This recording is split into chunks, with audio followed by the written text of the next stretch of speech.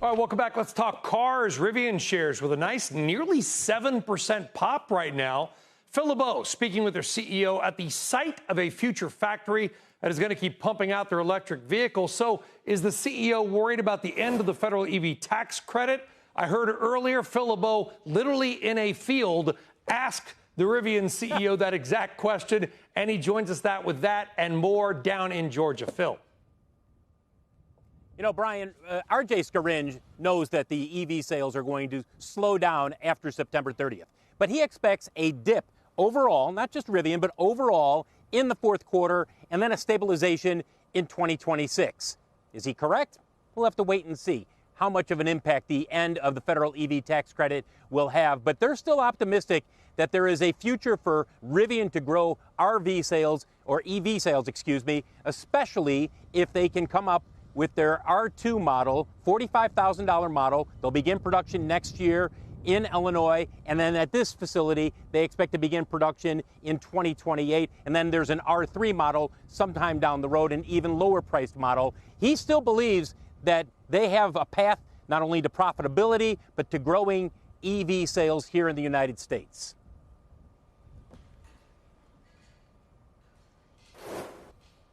All right, thought we had a soundbite there. We do not. Let's talk about something else, because electric cars, different issue. They don't pump gas. But guess what does? Corvettes. And every Corvette, or about 100,000 Corvettes, have been recalled due to a fire risk. I guess somebody's Corvette burned down when they were pumping gas. Phil, what exactly is the story here? Investors don't care, but it is an interesting story for Corvette owners nonetheless.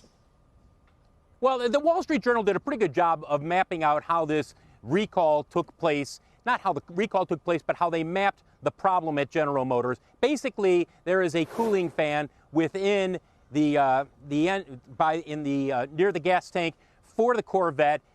That cooling fan was spraying gasoline when vehicles were being fueled up onto the engine. Vehicles would catch on fire when they were at the gas station. It took a while for them to figure out exactly what was wrong, but to GM's credit, like all automakers, when there is a defect like this, they will do a recall, and in this case, they also had to do a stop sale. What's interesting about this, Brian, is people will sit there and say, well, gee, you have a Corvette that costs $100,000.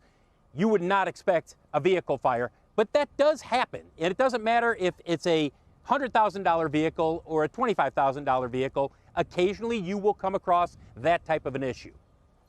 Yeah, and it's not material to the stock. Stock's down about 0.9%. Not all cars, but a lot of cars have been getting recalled lately, but it is something. It just, it's the headline. We're talking about it. Overall, let's go back quickly to Rivian. A lot of debate and discussion around this sector, Phil. What was kind of, to your point, you're there, you're looking R.J. Scaringe in the eye. What was kind of your takeaway on this whole thing?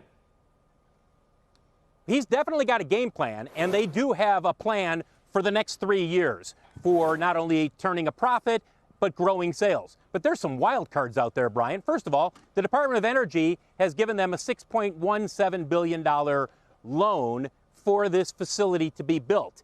Does that ultimately go through? I mean, the Trump administration has made it clear that they will claw back or not grant the full allocation of some loans if they don't believe in the project, the company, whatever it might be. Now, R.J. Scaringe, and to the credit of the Georgia governor, Governor Kemp, he was here. They both believe that the Trump administration will honor that loan. But that's one wild card that is out there. What happens if there's a recession? If there's a recession, what happens to EV sales?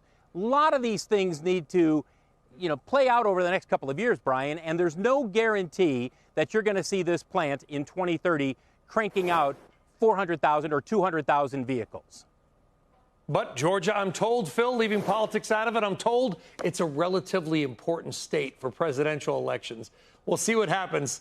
Casual, Phil LeBeau down in Georgia. Phil, we appreciate it.